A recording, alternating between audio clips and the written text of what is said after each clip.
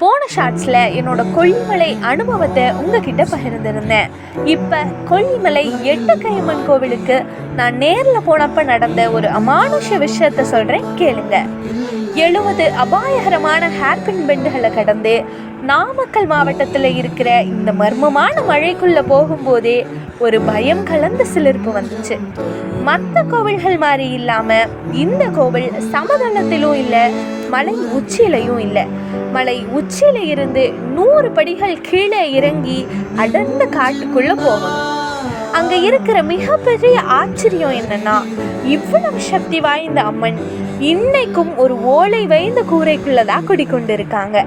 சங்க இலக்கியங்கள்ல கொல்லிப்பாவைன்னு அழைக்கப்படுற இந்த அம்மனை பல 100 வருஷங்களுக்கு முன்னாடி அசுரர்களிடமிருந்து தங்களை காக்க சித்தர்கள் மூலிகைகளாலேயே செஞ்சிருக்காங்கன்னு சொல்லப்படுகிறது.